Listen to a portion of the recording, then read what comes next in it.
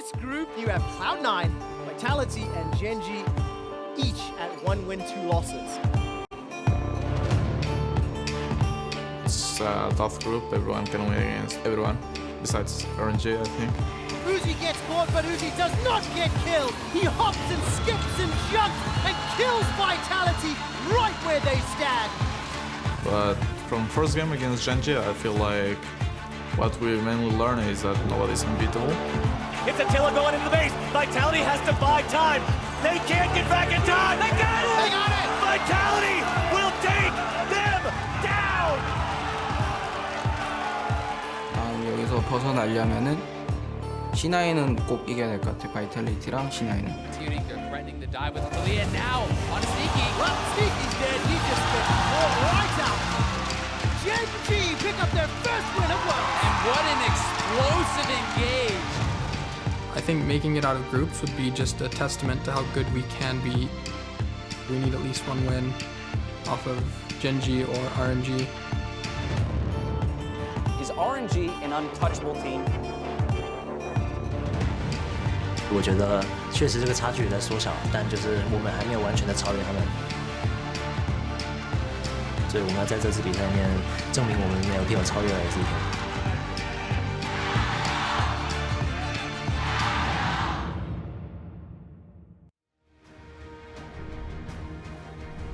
Welcome back to the World's Countdown, where we're about 14 minutes away from that first game of the day. And so far, the reigning MSI champions have looked unstoppable, destroying the opposition in their first 3 games. Today, Vitality is the first team to try and hand RNG a loss. Yeah, I think whenever people talk about RNG, they always talk about Uzi, and for good reason. He's arguably the best player in the world at this point, definitely the best marksman, and so much of their team revolves around him. When we did the top 20, we were all in agreement on Uzi, and I don't think the first 3 games of groups have changed anyone's minds.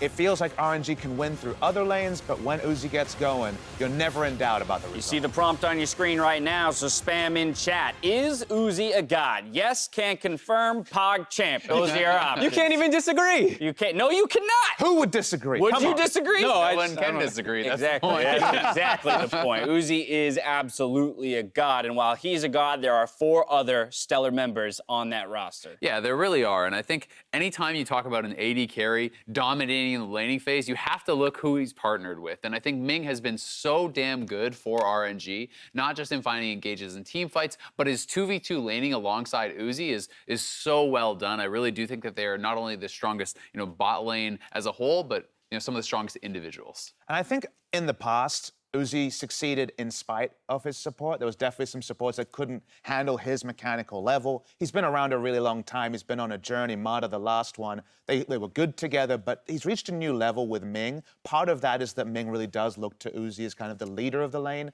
but also Ming's individual moments, and this year kind of filling out and innovating champions, for example, bringing back the Gragas support at Asian Games. I think increasingly, Western supports and people who are just looking for inspiration on how to play support, they'll definitely look to the Madas of the world, but Ming deserves all the credit as well. Yeah, but it does go beyond bot lane, of course. I think Letme up in the top side has been absolutely fantastic with the fact that he is not someone that they actually put too many resources into. Like we said, all this does go bot lane. The fact that he's having such a great tournament speaks to that. And there was actually a great quote from him where he talked about if they win, it's going to be credit to other people on the map, and if they lose, it's always going to be flame towards him because he's in that unenviable position, right? He's on Ornn, he's on a tank, he's doing his best with the resources he get. However, as we showed in the clip, he's had his individual moments and been just as solid as ever. He really has, and I think it's such an underrated skill set to be able to hold even or close to even with no help on the map, because League of Legends, as we know, is all about resources, where you're going to allocate your resources on the map, where the jungler is going to spend their time. If the opposing jungler is going to be up there pressuring you, if you're going to be getting attention from the opposing mid laner and you're not getting that help yourself, to survive is such a difficult task. And just a small fun fact, when Fnatic was actually over in Korea, I got to do an interview with Soaz, and I talked to him about who the best top player in the world is, and he said, well, all I can say is the best tank top is Letme. So given Soaz's performances, I feel like he has a good eye for tank top lane. Soaz has been a pretty solid performer so far this tournament, around. so high praise there thrown at Letme's way. Let's talk about Karsa in the jungle for this squad. Yeah, he's a really recent addition joining this team, and I think brings a really unique flavor to them where it feels like when he's in, they slow the game down a lot and they take a lot more controlled approach and making sure that they're scaling up, playing more around vision and item timings and, you know, power spikes within their team comps. And I think that's something that traditional Chinese play styles people talk about sometimes lacks, where it's a lot more about fighting and kills. I can't help but smile, though, because MLXG is the unique flavor of this team. Yeah. Right? He's definitely Other the spicy packet, if you're trying to work out what ramen sauce and the popcorn, if you will. But I think it's the fact that the team could deal so well with a much more tempo-based jungle that reminds me of Score. I thought those two always get the high praise. The fact that they've been able to, game on game, adapt to the crazy and also the more standard says a lot about RNG. Yeah, definitely one of the favorites to win the whole thing. My question to you three is, on the day today, do they go 6-0? Yep, I think they're just too good. I mean, they have looked insane individually. Their laning has been good. Their team fighting has been good. And it feels like they are one of those teams that is playing at a super high consistent level. The one thing I will say is, you know, if they secure first and then they swap in MLXG, you never know what you're going to get. So maybe we could see a random loss. That was the most concerning thing when I was looking at if they would go 6-0. And it is against Gen.G, who does feel like, if any, more They played them close. They played them close, but it feels like they would be more susceptible to the aggressive style, whereas like C9 and Vitality both feel super down to like, yeah, let's scrap it out early, which I feel like makes it more volatile of the matchups. I just think that MLXG in a best of one and the fact that they have a really good matchup against Gen.G doesn't change it enough to give me any real pause. So I'm happy to go with 6-0. I think they look like the best team at this tournament, better than KT Rolster, whatever my regional colors say. So RNG, they're going all the way. They've had a year of success, and Uzi actually spoke to us about what that MSI victory meant for the team. 我觉得在我们赢下 MSI 的时候，对我们整个队伍的状态是有所影响的。因为在这样子的话，我们在后面的比赛就会更有信心，也知道我们打到最后的那一刻要怎么去拿下那个冠军嘛。所以说在我看来是对我们帮助特别大的，因为也是我们的第一个世界冠军嘛。所以说让每个队员都已经享受过了那个感觉以后，就会更有信心去拿下第二个世界冠军。So what's interesting, Jat's stats that we're stealing from him was the fact that of teams that Definitely not Jat stats. Definitely not Jat stats. Yeah, he's not here. Don't give him credit. I've never even heard that name before. So of the teams that go 6-0 in groups, one was SKT, and they 2015 won the World Championships. 2016 it was 2014 Samsung White. They won it, and then in 2017 it was Longzhu, who ended up losing to the later world champions in Gen.G, Samsung Galaxy. Yeah, so exactly. If you go 6-0, it looks good for you. They're positioned to do it, and while the top spot seems locked up, there's still one more to play for in this group. So let's take a look at the other teams in Group B, starting with the reigning world champions, Gen.G, formerly known as Samsung Galaxy. And I think this is easily the big favorites, especially based on reputation. It's based on the fact that Korean teams, when we hit this one group format, traditionally have been able to level up. But given the other variables here, specifically no days in between to VOD review, and just what I've seen, the eye test for me for Gen.G has been a bit worrying. I feel like they haven't been able to recreate the style that propelled them to the World Championships with their great gauntlet run after a pretty indifferent regular season. So specifically, if I'm looking at what I want to see from Gen.G today, I think it's empowering Haru. Haru's KDA, if you look at the stats, are quite good, but using him as a weapon in the early game to bridge to the inevitable ruler carry, kind of like RNG bridge towards the Uzi carry, is what I'm going to be looking for. And the man next to him in Crown, going for the Aatrox, going for the Syndra, going for himself, I think that's where Gen.G haven't looked strong. I want to see the Karma Lulu. They've tried the Lulu once, but just push the lane and be there to be a utility. First for Haru, then later for ruler. I think it's easy to look at them and say they haven't shown you what you expected coming in, but they are still getting better game over game for the most part, I would say. The C9 one, you know, even though it was a C9 throw, they did a great job just deflecting all that mid pressure as Blabber just went mid again and again and again. So I think they've done a good job of showing a controlled game that is probably going to match up pretty well against Vitality and C9 as long as those mid ganks don't start working. A little bit more prep, a little bit more polish. Zhao, talk to me about Cloud9 as they try and make their run out of groups. Yeah, I think for Cloud9, you know, they are subbing back in Svenskeren, so it is going to be a lot still about him playing aggressively, pairing up with Jensen. And for me, they have to do kind of three major things that they're looking for. We need to see Licorice playing a priority top because he has been, I think, their star throughout the tournament. I want to see the mid lane still working well with the jungle as they did. You know, you called out working well with Blabber, Sven's in, but same thing needs to apply. And then for Sneaky and Zeyzal, they need consistency. They just need to play to not fall behind.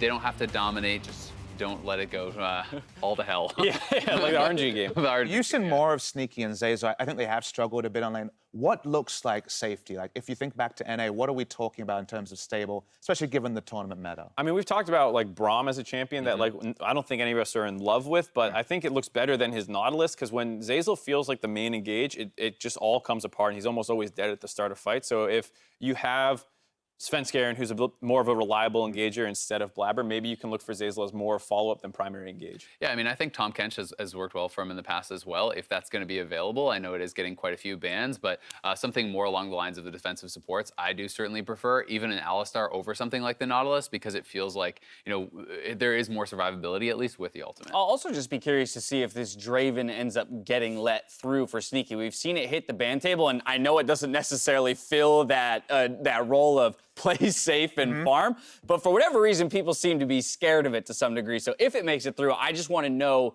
why it is feared at this point. To me, gotta be scrims. Yeah, it's gotta be scrims, or I don't know if C9 has shown enough to be like, you need to ban these 3 things. Like, this isn't G2 where it's like, here's Heimer, Aatrox, Urgot, you must ban these. Like, I think people have bans they can do, and Draven is a bit of a pocket pick right now, and so they're just saying we don't want to deal with that. Just not gonna deal with it. All right, one more team in this group to discuss, and that is Team Vitality. What's the recipe for success?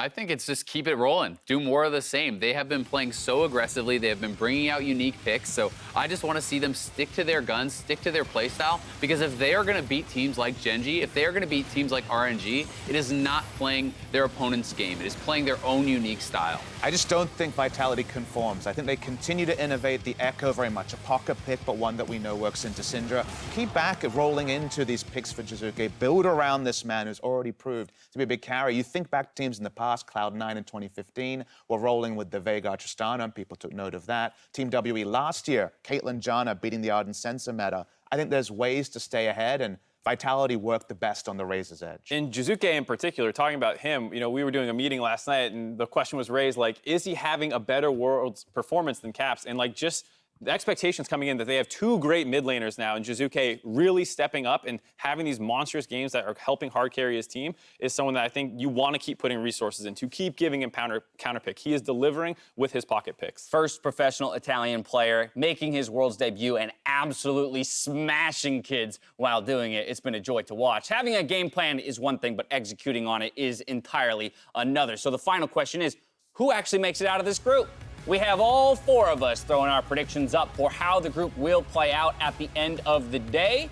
And it looks like pretty similar. Only differences we have is that we all go 6-0, we all go 3-3 on Gen.G, and then we are split across the middle whether or not Cloud9 beats Vitality or Vitality beats Cloud9, and essentially. I think that's pretty fair. These are both 2 very up and down teams. You know, I think either team could take it as shown in the first Cloud9 Vitality game. I think where the group gets really exciting though is if Cloud9 or Vitality have a real pop-off game in those first couple of matches. Yeah, I mean, if they can take games off of either RNG or Samsung, it suddenly flips the importance of that game because now the other team has to catch up to you. And so any of those upsets are going to be massive. Both these teams, I feel like, have upset potential. And when you put 2 upset potentials against each other, you just really have no clue what's going to happen. But I think back to a group last year, the Fnatic group, where we thought after 2 or 3 games, okay, the results are done. We're going to have these burner games. Are people going to be hiding strategies? Then Fnatic went berserk and went from 0-4 and still qualified. So at the end of the day, anything's possible. And RNG Vitality is a sort of game where Vitality looked competitive for a bit the first time these 2 teams played. If the win starts there with Vitality, who knows what happens in this group? I mean, it's definitely fair to say Vitality threw that game to C9 after winning for a large majority of it. And that's why I personally still feel like I would take the team with the more consistent early game, but it is still so up in the air. Yeah, very much so. Well, only time will tell how the results fall for these teams in Group B. All that can be thrown out the window with our first game today. So let's send it over to Riv, Kobe, and Officio for Game 1. Thank you very much, Dash. And man, I am so ready to get back into some games. It's only been a few days since I've been yelling, but I have some yelling pent up and it is ready to come out. I love it when we're about to end a group too, because especially a group like this where 3 teams are actually tied, Vitality, Cloud9, and Gen.G, all working so much today to try and get out. And I like the fact that we all think, oh, the Korean team, of course, they're going to make it out. But based on the performances we saw last time these guys played each other, it feels like, no, C9 and Vitality, there's a real chance that they can actually get out of this group here, and that's very exciting when a lot of people looked at this initially and said, oh, it's RNG and Gen.G for sure. 40 seconds until we will get into that champion select, unless we decide to jump in sooner. But the players getting their meditation moment. You see Jiizuké on the screen right there. The man who was considered to play a bit more utility throughout the regular season, and now just wham, bam, thank you, ma'am. Chooses the Echo to come out, and this guy has, as you saw, ridiculous damage percentages, and he's kind of wowing everybody. I know, and I'm really happy because this was the spring split Jiizuké, the guy we were so excited about in Europe because he was a rookie coming in. It was another one of those EU mids joining the ranks, and he was just like popping off left and right in a very fun way. And that's kind of also been describing Vitality. Like, whenever I see that I get to cast Vitality, I'm like, yes, here we go. This game is going to be insane. We know it's going to be non-stop action as well. Yeah, I think one of the things also going in Vitality's favor is how quick the average games have been at Worlds this year. With the game times being much quicker, they have really found success in that, quick play style and getting those kills. Absolutely. They are true to the name Vitality, adding a little bit of life to the love that's coming for the EU fans here in their gameplay. Now into the bans here. Phase 1 of our first game of the day. Team Vitality versus Royal Never Give Up. And we are already seeing Alistar, Xayah, and LeBlanc on that ban list. So just before the game, we were looking at the standard first picks so far during group stages. We have Xayah, Alistar, Karsa, and then we have Urgot. Those are the 4 normal first picks that we get almost every single time. There's been 3 games where we didn't get one of those 4 as a first pick, and now 2 of them are gone, so we're thinking Karsa, Urgot already. As an interesting note, too, since we're ending the group today, this is technically like week 2, and this is where teams would make big adjustments from the first round robin in the group and their learnings and their takeaways. So I've seen multiple interviews with individual players talking about their surprise picks. Now is the time where we would actually be able to see those from players. I expect the Urgot to be banned. There it is. Team Vitality now. What will be that first pick? Officio reading off a few of the ones we've seen. Karsa would be the normal one, but this is actually the first time we get a Sion first pick. We already saw here during the countdown that Sion is actually the top laner with the worst win rate so far during the group stages.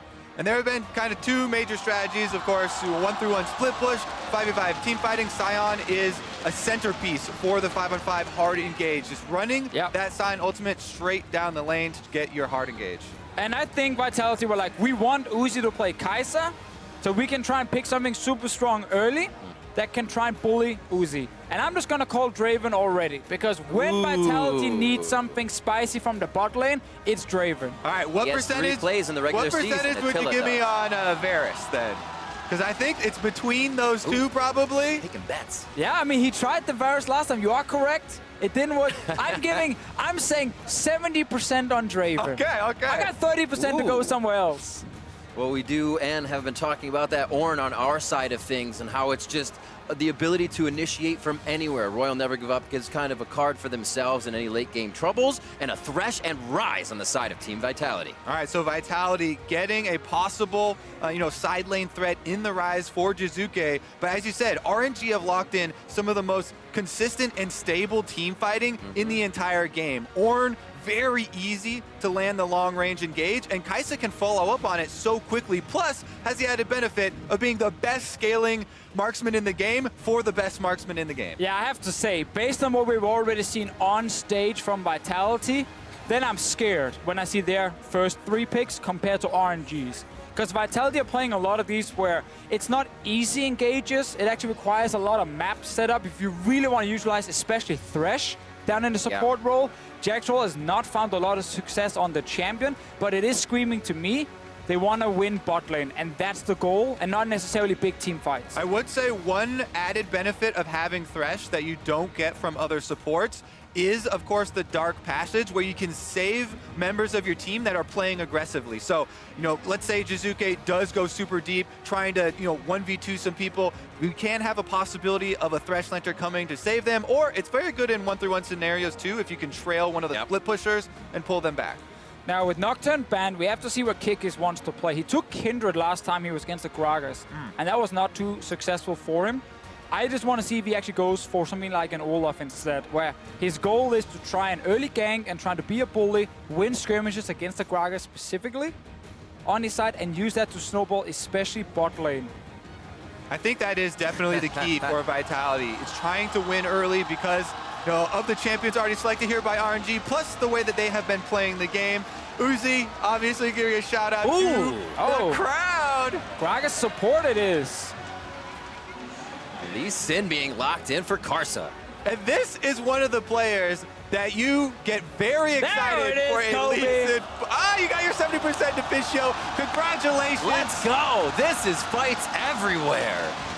Whenever Vitality needs something spicy in the bot lane, it's Draven. All right, plus we have a very quick lock in here. Xin Zhao into Lee Sin. Xin Zhao, especially if you can get any sort of early gold, is a very good duelist, can win the 1v1 heads up. Lee Sin has the advantage, of course, of the mobility, though. A lot better jungle possibilities as far as gank pathways. So Karsa definitely does have a lot of options. But look at RNG's comp. Like, it is insanely strong, massive front line, tons of engage. Draven does not have a dash. He can run fast, yes, but there are so many things that can actually reach him in the backline. And Vitality's peel is Flay from Jactroll and his box. That's basically it. Yeah, you talk about some of the easiest hard engage in the game. Ornn and Lissandra are right there. You know, Lissandra has point and click basically. Plus, we've seen Lissandra's been taking the Aftershock rune to get that added bit of tankiness to survive around those team fights. And you're really just trying to create some area for Uzi to work with. I'm looking at a win lane, win game kind of setup for Vitality with this draft here. They have strong 1-3-1 with the Ryze. It is the bread and butter pick for Jiizuké specifically. They have Draven, Thresh, bot lane to try and win that lane. You have to get ahead, especially bot side, if you're going to take down RNG. The first highlight play I ever saw of Jiizuké from the European LCS was his Ryze in the bot lane, styling on multiple players. We'll see if he can do it on this stage because we're at Worlds and this is going to be the end of Group B. It all starts today. Down the line of the roster is about to be on the rift for Vitality versus RNG. Can RNG go undefeated throughout the group? They have put up a powerhouse showing so far, but if any team were to put a mark in that armor, in that run, it would be Vitality here. A strong early game could sweep RNG off their feet. Much less kills coming from this team, from the LPL.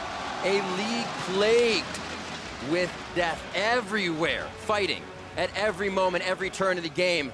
Can Vitality put that game under their belt and throw RNG off? We'll have to see. We're on to the rift. Vitality versus RNG. And I actually really like the point you're making there, Riv, about RNG coming from a league where there is typically a lot of action, a lot of stuff happening.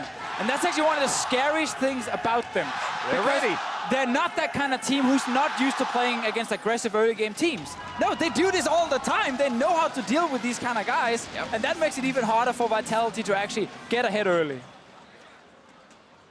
Pan out to that line of scrimmage. We'll have to see if this aggressive team of Vitality can get that any early information to make the early moves and try and get under the skin of RNG.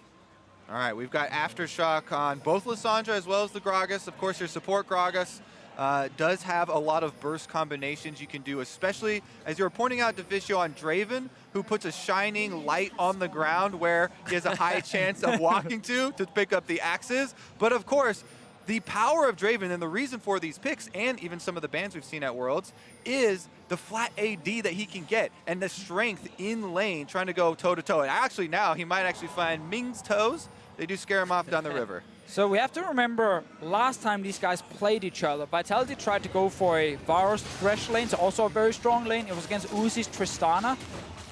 But they got ganked very early on by Karsa. They had to blow summoners, Jactroll died. It kind of fell apart from there and Uzi won the lane. So I think they were already trying to check what information can we get early. Kikis is actually coming down. They're gonna kill the ward here. He's not showing, oh, he actually showed.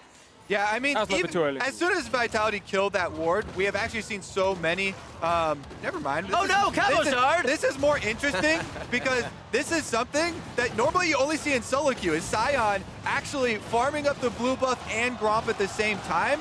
Because you get so much life back from the auto attacks as a zombie, you start out with a lot of golden experience. This is such a cool way for Vitality to pull this out against RNG, the 3-0 team in the group. And that's why Kikis showed. He didn't actually care. I thought he was going to gank bot lane. So I was like, you could wait a little bit and then show up. But he just wanted the blue buff so they could triple buff RNG. And Karsa is headed over for, the possible answer. But he's already showed in lane. Cabochard has the blue buff, so they should know. Oh, what's happening now, Kikis? That's a level 2. No. Just do Gromp. I'm getting too excited here. Yeah, you're... I'm like, Kikis, gank that bot lane, man. I'm glad that you're not like the in-game comms coach for Vitality, because you would have maybe coached them into a bit of a mistake there, and they calm it down a bit. Kikis just continues with the counter jungling. Intelligent decision here. They don't want to risk diving too early. Now he's level 3. Now you can go to Fischio. Got another wave crashing in. Ming looks like to be the focus. Teleport on the bot lane could turn Vitality away. 2 shots on the Jactroll. Heal comes out from Attila. Oh, the Void Seeker! Uzi is a god! Oh, nobody blocks the W here. Uzi finds the counter on the way out. Well, that tower dive really sucked. Man, you were jumping up and down waiting for it, though. I was looking for the burst damage. Kikis realized when he saw the TP. Get out. Jactroll, however, I think he got CC'd for a moment under the turret, then flashed after. And he was not ready for Uzi to land that skill shot. And that's a classic Uzi thing. Under pressure, he still gets a kill. Yeah, I think that was a really nice shot. Also, trying to keep that in your mind of, oh, we're running array right now. Can, Attila get over there to try and block it? Doesn't come through, and it was Ming with the body slam, I believe. Yeah, I think who so. locks up Jactroll here. Uzi actually levels up to get that, too. There we go. Body slam comes in. Jactroll flashes out, and here Attila could go in and block he's so close. Jactroll runs up the river to try and dodge. You can tell Attila chasing him there. He's like, come back, come back. I think, honestly, as you said there, they just didn't think about the fact that Uzi still had that ability and could actually use it, because otherwise they would have just stayed together. All right, let's bring it back to reality, though. This early, well, never mind. I don't know, Kobe. Let's push it ahead. Vision's gonna show it. Flashes are still there for Ming and Uzi. They didn't have to use too much other than Ignite on that dive, so a little pressure from Jiizuké and still Kikis to the bot side. Unfortunately for you, Deficio, the reality of the situation is that we have Uzi with the first blood money on this Kaisa, and they've been able to avoid the second pass from Vitality 2. And you know what? I'm actually happy, because I love to see when a bot lane can get, ganked level 3, another gank setup level 4, they have actually planned the vision, they're playing respectful, and they're not dying to it. They haven't even used flashes yet. And that's what we talked about coming into this game. This bot lane, they've played against this style probably a million times already back in the LPL. So they're not surprised to see what Vitality are doing, and that is outplaying it. Definitely agree. And they do have a CS lead here for Attila on Draven. He has been able to keep up his stacks. Here we go, though. A little bit of a roam through the river as RNG are going to be able to take the Scuttle Crab, and Kikis has placed himself on top side with a bit of a change of plans. Yeah, hoping to find Karsa possibly squeaking into a lane. Letme's pushing forward on, still has flash for himself. Nice searing charge to get to safety, but he may still have the flash. Goes in for the attacks. He's going to go ahead and just stay for this one. Yeah, and the kill to Kikis. Letme for a moment there was like, should I flash? Then he got knocked up, and he saw the Q from Cabochard, which still might have been able to attack him on the end. And he just saved the flash instead, but he did go down. Kikis finally finds a kill. Kikis is a guy that we should talk about, because in the group stage, he hasn't had as much success as he did, during the regular season for Vitality. But here, he keeps it up, changes his plan, goes topside after all the bottom lane focus, and is rewarded. Vitality do get a counter kill. You're looking at a jungler that has that 100% kill participation on first blood, and that's one of the ways Vitality can get going. You see it happening from Kikis in the jungle, and he has been omnipresent so far. You can see the stats on your screen right now. Yeah, but what's actually a little bit concerning for Vitality and Kikis is his K+A at 15 is not very impressive. Very true. is part of a lot of things, but he's not always getting something out of it. That's early Sion bot lane. Cabochard, the party bot with everybody here from Vitality. They push off RNG, but don't get too much, and now it's probably going to be a dance around the dragon unless they just give up the pressure. Karsa is not done. Oh, Jactroll! You don't want the honey fruit that bad, buddy! Jactroll goes down, a kill picked up for Ming. Here's what's happening for Vitality. They're basically saying, as a team, we can't win late game, guys. All in bot lane, but do it all the time. Ooh, very nice. Frozen Tomb, that's Kikis, could be going down, and yes! They keep getting caught on the way out, too, after their passes through bottom lane. This is the big advantage for RNG. They keep collapsing and punishing this focus on the bottom lane and the huge commitment. Yeah, and when you, as a team, have basically said, we need to go all in to try and get a lead against Uzi, you end up overcommitting because you're not actually planning the plays very well. The first tower dive was extremely risky and was never really gonna work for them. This Sion ulti from Cabochard bot lane, the wave wasn't in a good spot. Uzi and Ming had already just walked away. I need to bring up a point that you talked about earlier, Deficio, which was RNG and being used to playing against very early aggressive teams in the LPL and having a history of success in dealing with it and countering it. So here we see an all-in. You've got 5 members of Vitality committing to the bottom lane, and even though they do use the Thresh, the Dark Passage, to get him out, they don't fully disengage here. Jactroll stopping to pick up some of those honey fruit, and Ming is able to find him once again on this Gragas. This gets pretty crazy too, because now RNG pushes in with zero vision. Obviously they know they have the power, but they are just playing inside the minds of Vitality at that point. Because that's kind of the interesting thing here. RNG, they're respecting what Vitality can do, but Vitality are not respecting what RNG can do back to them. So when they're done with their play, they're like, surely everything is now paused, nothing more is gonna happen, but RNG's like, well, we can just keep chasing you and kill you because you completely overextended. Definitely a balance of power here in the swing. RNG doing a very good job of punishing a lot of these openings, but Vitality continue to swing. After we saw Kikis fail on the bottom side earlier, he just went top side and was able to find something for himself. Here though, Jiizuké now handed off the blue, and they continue to farm. Obviously, it's harder and harder. When you start level 1 and it's dead even in gold and you try and go for these aggressive plays, there's a decent chance they can work. Now that you've failed a few of them and you've given over a couple of kills, one for Uzi, one for Karsa, the next time you do the same, there's an even lower chance it might actually work for you. So it feels like the next big play needs to succeed for Vitality if they actually want to start this snowball. Also, it's very interesting to note, you see the ward placements for both teams. Vitality's wards on the top side do see Karsa right now, but because there's been so much action bottom side, RNG are predicting more of that from Vitality, and they do have a lot of defensive vision in that area to try and set up another counter. So we had Cabochard recalling top. Last time he did, he ulted bot lane, but he was called by Letme and RNG instantly. This time he is just going back to top lane. He does have TP, but now there's a BF sword on Attila, so now you have proper damage. Problem is, Aftershock Gragas, as you highlighted before, Kobe, pretty hard to kill instantly. Same with the Lissandra mid lane with the Aftershock. Like, it's more like utility-based than pure damage, but it just makes you really tanky when you do go in and land that CC. Kikis is around bot side. Jactroll flash is available. Flash flay onto Ming, and then you can actually hook Ming when he's trying to body slam out. Important to watch kind of the positionings of the players too. As he moves up like that, RNG do back off, kind of expecting a play. Karsa during that time invades, does steal away most of the Raptor camp and has a level lead over Kikis. Watching to see that play on the bot side. You called it, Deficio. Kikis would hover there. It's about 280 stacks for Attila right now as he gets built up. So cashing those in could be that comeback they need, or at least the level out.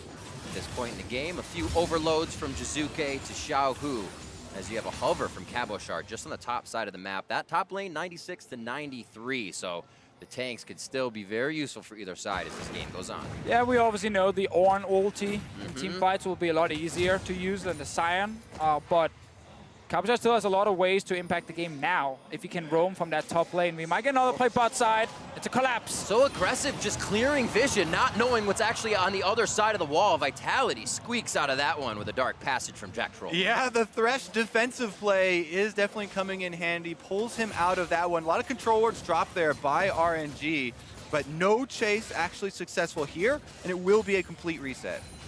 Kikis is still around bot lane. I think he's in the brush down here. Here we go. Gotta hit that one. Jactroll just missing off on the right side. Kikis again, known to be on the bottom. We'll see if this gives Karsa any time to move around. He's hovering mid.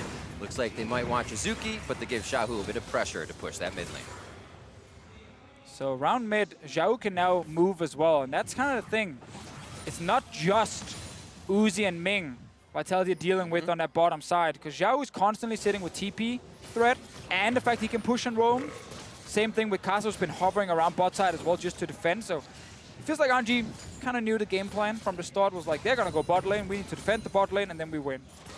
Xiaohu hovering as well in the river, knowing his mid lane's cleared. They're trying to create opportunities across the map for RNG. Falling a little bit behind, possibly their 15-minute mark. RNG is #1 in turrets taken, just about 2.3 at 15 minutes. No team is even close to that right now, so expect some very explosive moments here to come up between 15 and 20 minutes. Yeah, I mean, I think, as we said before, like the next big fight kind of will decide, at least the entire mid game. Like, if Vitality actually win that fight and get a kill on Attila with all his stacks, he will get really far ahead on the Draven and can start just being a huge bully. But if it's an RNG win, they probably get a bot lane or mid lane turret from it as well. And then we know that team fighting comp is already going to be superior. Does feel like there is a bit of a timer on this game as far as the income. And we've already hit kind of the first breakpoint. It is the Rage Blade completed for Uzi on the Kaisa because of the early gold he got from that first blood. He's been able to get that very quickly, only 13 minutes now, and RNG are already looking to set up. Just about 500 gold above his opponent Attila in that lane, and here, little love towards the top side of the map, and RNG is going to stay on the other side for now, pushing bot as they put pressure on to Cabochard. We'll call the Forge God here to get the minions and him off the turret. Yeah, so this is like a swap now from Vitality. They're not just aiming to kill the bot lane, they actually go top. It's not. Attila! Letme gonna be dove pretty hard here. He gets the flash out, actually a few more hits. The heal coming through. Attila does cash in there. Big money for the Draven. 695 there does pop up, and they wanted to bring Attila right in next to that cash in, and he does get it off of Letme, but RNG are answering. Bottom side, they get the turret and the dragon. And that's just a trade I feel like Vitality had to make. If you don't feel comfortable trying to kill the bot lane, you need to find a kill somewhere else. So they accept losing first turret and the Drake. They get Rift held and their own turret. They need to go back and defend this one, though. Yeah, a little bit of extra tempo for RNG in that one because Vitality wants to move to the top side, and Uzi was able to get a decent amount of gold off the turret. They do save the secondary one here, though it sustained considerable damage. See how Vitality and Cabochard respond to this now. Map's a bit more open. RNG has been able to pretty much flourish inside the jungle of Vitality. Getting in, attacking, not even leaving too many wards, but on these last passes, they have been able to start leaving that vision. That could mean big things for RNG. So right now with Attila getting the kill, he's slightly ahead of Uzi in gold. It's not by a lot, and that's obviously because Uzi got the bot lane turret, has out-farmed him a bit, got the first blood as well. So a lot of things going in Uzi's favor, but at least Attila managed to catch up in gold. Now the goal the next 5 minutes is get him ahead, so he can actually start stopping Uzi from doing stuff. And I think as well right now, Vitality are going to be able to use some of their creative tools, right? You have Ryze, Realm Warp now level 11 here for Jiizuké. He has had a pretty smooth start to this game. Hasn't gone down. Actually, Cabochard, though. We'll see Karsa jumping over the wall and know that there are several members of RNG focusing and looking to finish off this turret. Yeah, because look here. Vitality sent the bot lane back toward top lane, but they've already killed the turret, and there's no Rift held. It's already killed by Vitality from before, so now Uzi can continue pushing bot, and then he can either go mid and apply pressure there, or he can stay and take the turret bot side. I love that. All of the wards and the resources give Uzi just this line of security through the bot as mid is pushed. Vitality, they want to attack. Karsa's just on the left. Let's track Jactroll's target. He does get Karsa. They're going to actually be able to hit in Xiaohu as well. He's trying to crawl himself to safety. Jactroll under the turret, taking aggro, goes down as the Forge God comes out. One's knocked up as Attila hits the ground. Can't fire in any more damage. And here comes unstoppable onslaught. Uzi gets hit. it. Half of HP comes in, and Jiizuké and the team, they missed the realm warp, and they can't even get in as they chase Uzi. It really wouldn't have helped, but Jiizuké is going hard. The overload just soared, and Vitality cannot get the kill. They go deeper for Letme, and that's gonna lose them Kikis. What's this gonna be worth for Vitality? Very good as they take down Karsa as well. And what chaos that Vitality thrives in. And a key Rift Herald activation. They can hard push with this one. Get the secondary turret out of mid lane. What drive! You could see the focus in Jiizuké's eyes as he went for Uzi and barely missed out by 50 HP. This is the first time it's Vitality actually catching RNG too far up in the lane. They were pushing mid, didn't realize exactly where Attila and Jactroll would be, and when they showed up, they get to them. Even with the turret alive, we had the flash hook and everything, fight was on. This is the charm of Team Vitality. Yeah. It's not done, it's not done. The fights keep coming. All right, Uzi now is actually alone in lane. There's a lot of fog of war around him. He just used the speed steroids, who doesn't have much to escape this one. Jiizuké on the right, Cabochard coming in. Teleport's gonna be there from Xiaohu. It looks like Ring of Frost could lock down Cabochard, not in range for that W from Lissandra, and they get Uzi out alive. All right, they respected TP. Also, they didn't 100% know where the rest of RNG would be, so they end up stepping away from this one. Smart. Long cooldown now for Xiaohu, obviously on the Lissandra. He is staying topside. Jactroll is in the river roaming around bot lane. Always finding Jactroll in these weird spots, but they are on to Letme. He is getting dove over and over this game. Vitality has their scuba gear on for the top laner, and Letme's down again. Count them, that is 1, 2, 3, 4 kills for Attila, and it's not done yet. They can't go Riv. Decimating smash into Xiaohu on the top. Karsa, however, creeping in. They see the ward on the side, and this one's gonna diffuse quite fast. 18 minutes in, things are heating up. Yeah, and RNG gonna lose bot lane turret. Attila will get all the gold for himself here. He's probably gonna push into the next one before someone can defend it. We'll see this again, your Ace Predator replay. All right, here we go. Jactroll, he flashes in. He goes for the line hook with 2 possible targets. Does hit Karsa, but again, this is Lee Sin. Karsa turns around, kicks him under the turret. However, on the left side of your screen there, Vitality finish off the counter kill onto Xiaohu, and then this is where it gets exciting. Yeah, Cabochard kept Uzi busy for the entire fight, and then also hits him here. Jiizuké tries to predict where he's going. Okay, he doesn't actually end up putting the realm rope the right place, but then he chases. I was so surprised by that Sion damage too, but look at this. Oh, that's gotta be barely double-digit HP left for Uzi. In the end, they finish up the kill onto Letme. In comes Karsa, and they chase him off as well. Yeah, it's actually interesting how Ming was kind of split. He wanted to help Uzi at first, so he didn't join the initial fight very much. Then he couldn't help Uzi properly, and they were kind of just running after Cabochard, being like, wait for me, I want to be part of this. And he ended up not doing anything.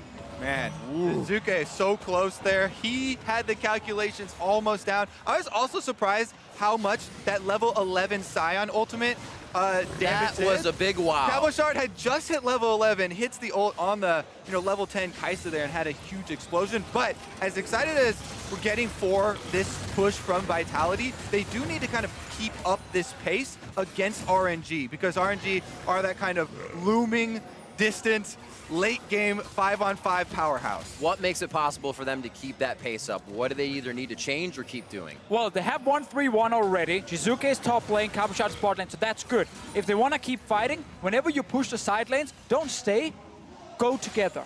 And then start looking at objectives. Drake is spawning now. Baron is alive as well. There are 2 ways you can then force around one of those big ones. Probably the Baron is the one RNG would contest and not the Drake. That's where you can guarantee a fight. I think this also could be a good study in what to do when you are facing an early disadvantage. RNG have had such an incredibly successful year off of stuff like this. You can see the defensive vision already. They're putting in their red quadrant of their jungle behind Baron. Karsa is even going over the wall here to try and threaten Jiizuké, the split pusher, and get some sort of vision down for themselves if Vitality push a little bit too aggressively. Yeah, Vitality needs to be careful when they're doing stuff on the map. On the other side, Jiizuké can't do anything topside because RNG will punish him. And he knows this right now. He's being very patient, but then he steps forward. He does step out one, a step too far, throws the shield down from Seraph's Embrace, but it's only gonna be so long for the team to do things on the other side of the map. A nice run though, the dance around. Jiizuké almost coming up with a kill in the 2v1, but Karsa comes up with a quick kick. That was a much-needed kill for RNG. They take out the big split pusher and relieve some of this mid-game pressure that Vitality are putting out. And because Vitality are the kind of team where they will get caught out because they're all trying to look to push maybe when they shouldn't, I actually think the safest way for them to snowball this game is not to just stay only split pushing. No, use the fact you have a really fed AD carry and actually try and fight right now. Later in the game, once Uzi is a lot more farmed, you can't probably win 5 versus 5 and you have to stick to split push. But for now you can, just because your Draven is getting all the kills and has all the gold. So play around him. Especially if first they're able to push out a side wave like Cabochard just did, then group, yes. and try and look for, you know, one of those flanks. Here's another look though. Karsa, the patience of this guy. He spent the last 30 seconds hopping over the back of Baron Pit, sitting on a control ward, waiting for Jiizuké to step too far out. And then once he does, Jiizuké fights to the very bitter end there, but he's not going to be able to, you know, get out of that one. Yeah, Letme swap to heal, or had heal at least on the Ornn with his spell book and actually use that to make sure Kikis, or sorry, our Karsa did not jump, did not fall too far down. That was really terrible what I just said there. Anyway, Karsa didn't die, he got healed, good stuff. 6-6 on that kill score, 22.5 minutes in, and I think RNG is gonna feel a little bit better about fighting. Xiaohu picks up that Zhonya's, making it so much harder to take down Lissandra. And they can make a few more of those moves in the fight. Take a little bit longer to set up. It's just how long is Vitality going to give them at this point? Vitality has been in RNG's face, constantly pushing, constantly pressuring. Here, moving the vision forward, 5 strong inside RNG's jungle. And this is exactly what we just talked about. At some point, start grouping here around Attila and see if you can get him in a good spot to fight. Yeah, they're looking for possible Sion engages or Thresh hooks from either of their players in the jungle where the corridors are much smaller and the likelihood of getting that pick is quite a bit higher. But look at RNG again. They've sent Xiaohu on the Lissandra with teleport down bottom lane, and they're pushing out that side lane while Vitality are making this effort around Baron. So will they actually just start it to say, you know what, RNG, you need to show up. It's on now. There's a few wards behind. They've spotted RNG now, but there's actually not a ward now to see exactly what's going on. Jactroll is fishing. They can just try and finish here. Smites are there for both. Teleports coming in from Xiaohu as well as the Void Seeker looks to hit his prey. And they will peel off of Baron for now for both teams. Yeah, they wanted the TP from Xiaohu. They got it, and then they disengaged. They didn't want to risk Karsa stealing. And people have been, you know, fairly critical of mid-game objective decisions from Vitality, but that's exactly how you want to execute it. You get that teleport cooldown, and you pull off. You don't risk the 50-50 this early. Also with double smite on the side of RNG because of the spellbook for Letme. So that was a very good call on the side of Vitality. Now they just need to reset the map, go back out, and they can set up the same kind of play if RNG are not around the Baron. All right, Jiizuké's back out to the split push on that Ryze on top side, and the rest of Vitality are trying to catch up. There is a real scary ward behind him as he leaves top lane, but it looks like they're going to put some vision in the jungle for themselves, or actually get it cleared at this point. A little bit of the breather moment for both teams. 2 minutes on that Ocean Drake coming up as Baron still very much alive, and it looks like both teams are giving it a little attention now. But it's kind of crazy with how bad this game started for Vitality. Like, they completely failed bot lane, they died, they didn't get any kills, and then they still managed to find their way back when they swapped to top side, looked for a play mid later, and got a ton of kills for Attila. Yeah, you do have to credit their willingness to throw everything at that mid lane. When we saw them push so heavily with the Rift Herald, that was the surprising kind of eye-opening moment for them where they really got this mid-game lead. Now, though, they really need to continue to use this because, as you keep cautioning against, Uzi continues to scale up. And we said in Champ Select, the ease of the 5-on-5 team fight with Lissandra and Ornn leading it. Right. seems like it will be easy for RNG to pick their moment once they're ready. Yeah, because they have a lot of ways to stop Attila from auto-attacking. And that's the key thing. It's not about just preventing him from like hitting hard on you. No, it's actually the fact that you stop him from even doing anything. He has to dodge Ornn ultis. He has to then get rid of Lissandra when she goes in. She will hourglass after. He's not hitting her. He has a Gragas ulti. There's a lot of ways to stop him. It's going to make his positioning very important. He does have a QSS, but also him versus Jactroll. I like to see the Thresh a decent distance away to allow maybe a repositioning within the team fight to dodge things like Sion ultimate that are a bit slower, so you don't have to burn cooldowns on everything that comes your way. Really tempting a fight here. Cabochard continues to put himself out, but you see the vision game being played back and forth. The ward wars, basically, as you said, Kobe, looking for a hook. Jactroll, one over the wall, that could be another CC crowd control. They're looking for that one advantage. Oh, Cabochard, a little scary there inside a minion wave. But they have Dark Passage, and they have started Baron. Once again, it's on here, but RNG, all 5 members, they are around. Vitality don't have the easy engage. It is like a Sion ulti or something, or a hook from Jactroll.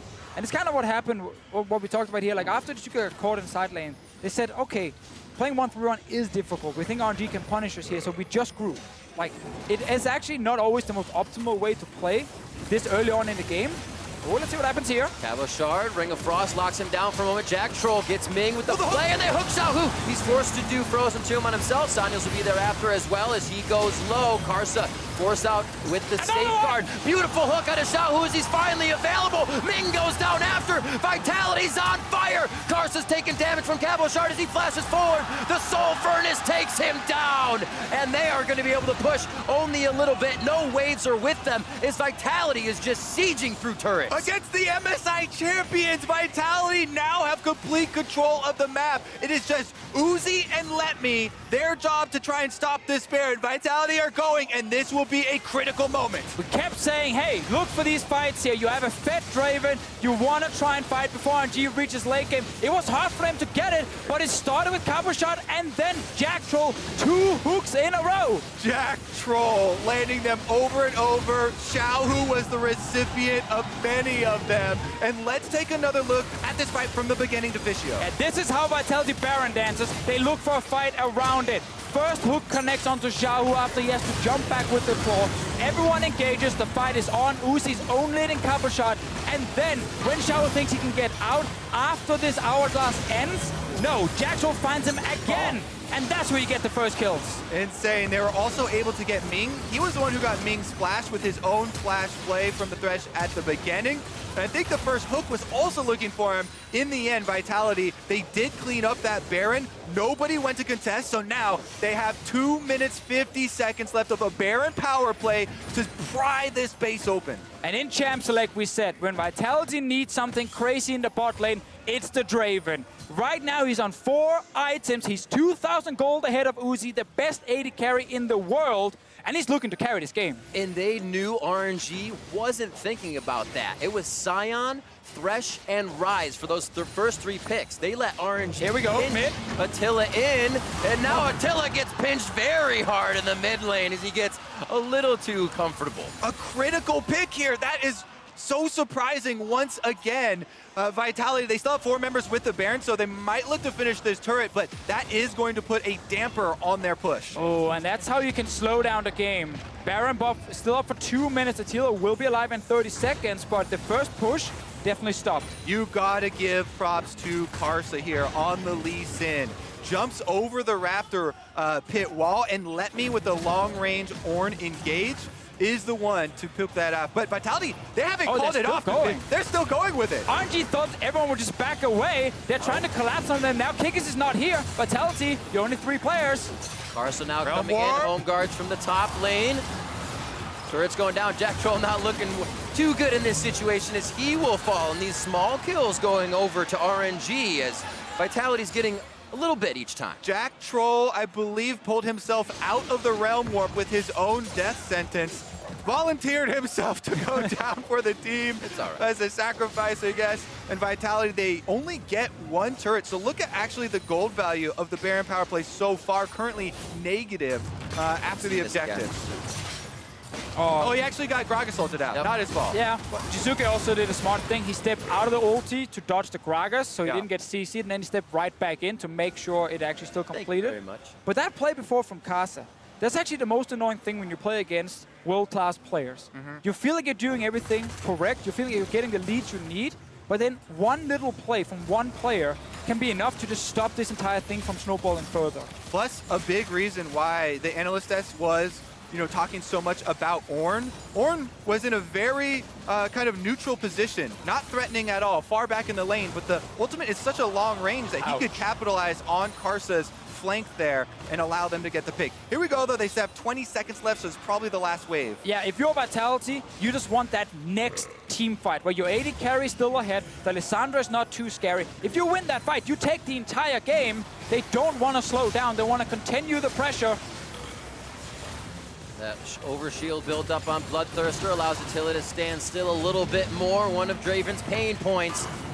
Gotta know where the axes are going. A nice hook onto Karsa, beautifully stopping the hit onto Jiizuké. They get a quick kill onto him, turning the fight now onto RNG. They are getting wiped off the map, and Vitality's putting on a game clinic right now. Ming tries to get the body slam back in, but he puts himself into a bad spot. He gets locked down. A double kill on the spell flux coming in for Jiizuké. It's only Uzi trying to fire in the damage, but it is all for nothing. The inhibitor's going down, and Vitality is looking for the next. And Vitality with the individual outplays against one of the best teams in the world. They're going to be able to do it. Teleport goes in. Entirety of Vitality now against Uzi, but he can't do much. The gun is locked, but it's not loaded enough. Vitality pick up the win over Royal Never Give Up. And that's how you play League of Legends in Europe. You pick a Draven against Uzi, you fail the early game, but it doesn't matter because you find so many good team fights, and they never stop. My God, this team is fun to watch. Non-stop action from Vitality. They are not afraid to make mistakes. It's about how they get up after the mistakes and then make the big play. Deficio, the other day you said, man, I really wish teams would play like they do in scrims on stage. I think you got it. Honestly, Jactroll was insane this game. Jiizuké dodges the initial Q attempt there from Karsa. Jactroll hooks him on the way out, and they're able to just demolish RNG in the 5-on-5 at their doorstep. And we were all looking at this group coming into the day and saying, RNG 6-0, pretty likely. It's the other three teams fighting for second place. This first win now changes everything, because so many things can now happen in this group. Vitality put themselves in a especially good spot to actually grab a second seed, because they've already taken down RNG. That foldy sheet for ties is going to be flipped all different ways now. It is crazy here to start things off for Vitality versus RNG. I just love the attitude of that team. I mean, we're the analyst desk.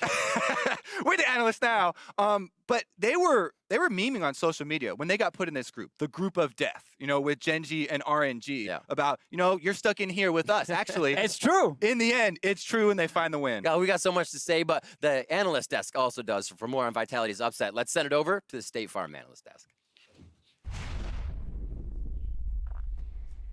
Yeah, be quiet. It's our turn to yell. Yeah. Are you kidding me? We just said at the top of the day that all of our analysis, all of our predictions could go out the window with this first game of the day, and Vitality shows up, hands the LPL and RNG a loss here to kick off the day. Stellar performance out of them, doing exactly what we asked them to do. Yeah, and I only got one confetti can. I only have the little party poppers left, but there you go. They deserve it. Yeah, we didn't come as prepared as we thought, I guess, for the day. But who could be prepared? We were losing our minds just watching the game, watching every Jactroll hook at the end, and wondering if it was enough to end the game. We can't even repeat it. If there was a cams in here, there'd be a lot of bleeping. Yeah, and we just switched who was the player of the game like 10 times over the course because everyone was stepping up on Vitality this game. I just think it's such an exciting game, for this group and for Vitality, because now the group feels like it's flipped completely on its head. Like now it's no longer even guaranteed that RNG gets first seed. Right? Who goes where? I think it becomes so exciting. And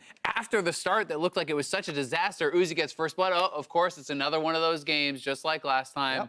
Vitality never backed down. But it's eerie, Azale, because remember I mentioned, like, we had this last year with the Fnatic group that went rogue with all the results at the start, and this is the result we needed for things to just go all over the place. Also Group B.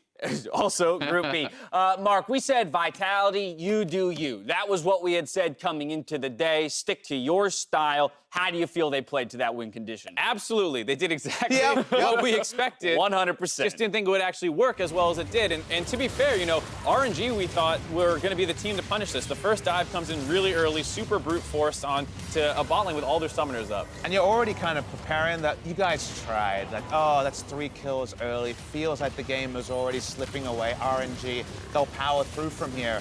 But Vitality kept going, and that's the color of the team that had so much success in Europe. Yeah, I mean, this was basically an instant replay of what happened in their last game, where they ganked bot lane right at the start of the game. They tried to pull off that play, and Uzi got first blood last game on the Tristana. This game he gets first blood on the Kaisa. You think it's going the exact same way. Yeah, and in that second play there, RNG back way off the turret. They're giving Vitality the respect they deserve, and then Karsa punished it with 2 kills right after. And so we were saying, like, all right, Vitality, like, we really like what you're doing, but, like, RNG is very ready for it, but they were not. No, yeah, the first 2 plays that Vitality looks to make aren't successful, but it doesn't stop them from trying again. Let's go to the Baron, where they go 3 for 0 and really command control of the game. And this is Jactroll just trying to come back big. The first hook, it doesn't lead to a kill, and you think, okay, Jactroll, another death.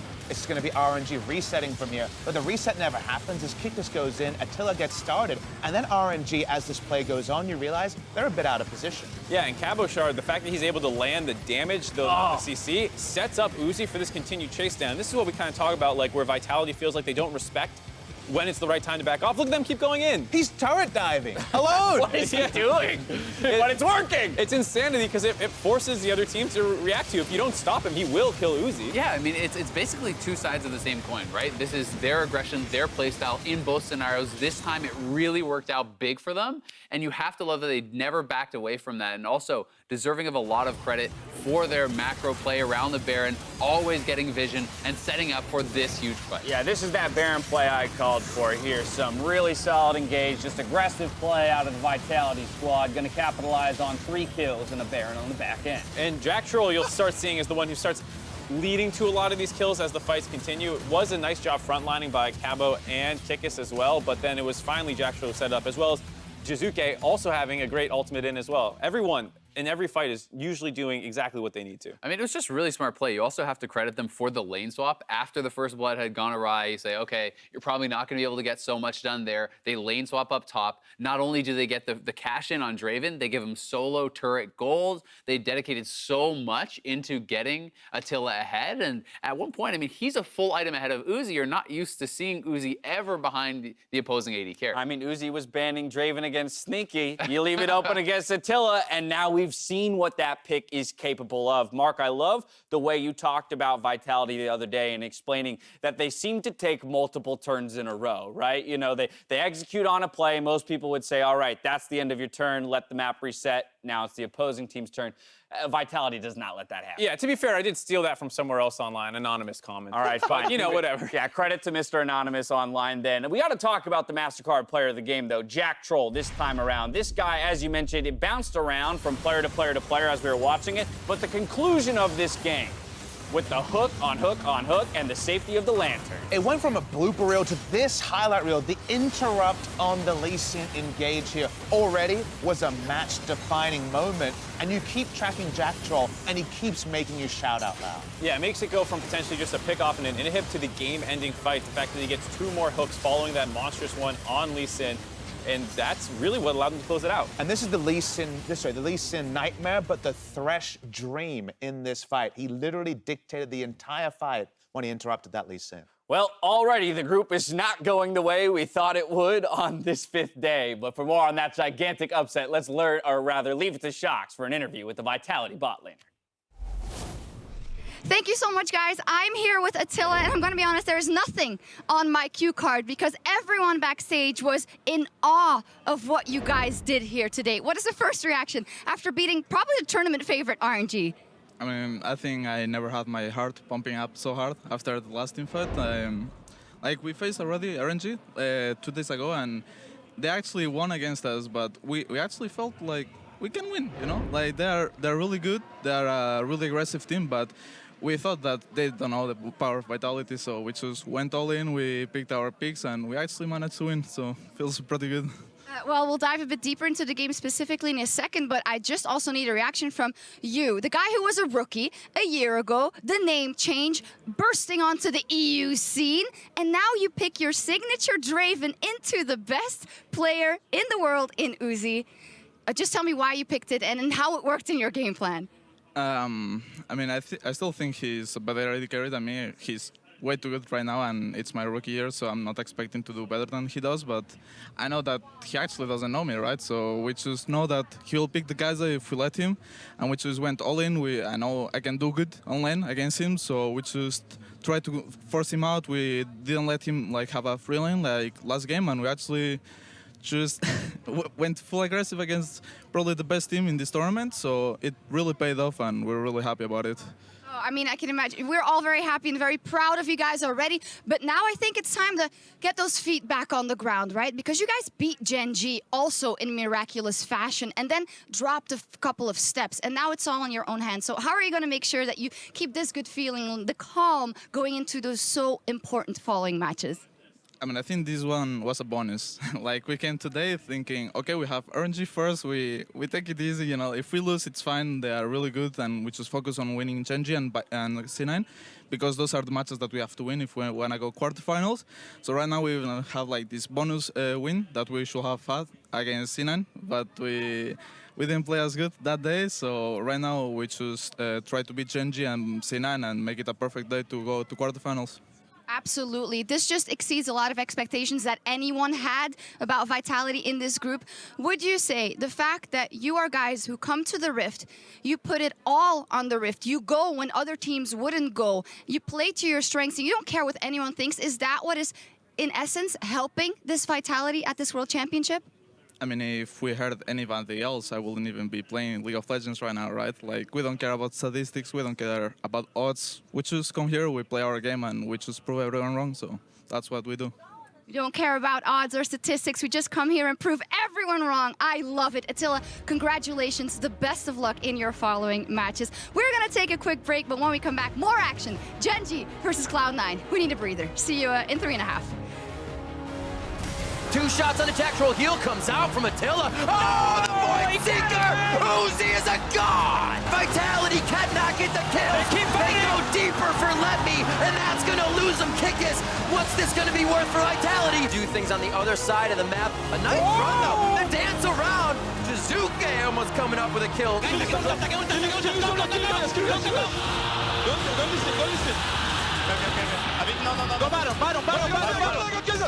Vitality's putting on a game clinic right now. Ming tries to get the body slam back in, but he puts himself into a bad spot. He gets locked out. Focus the Nexus. Focus the Nexus. Focus the Nexus.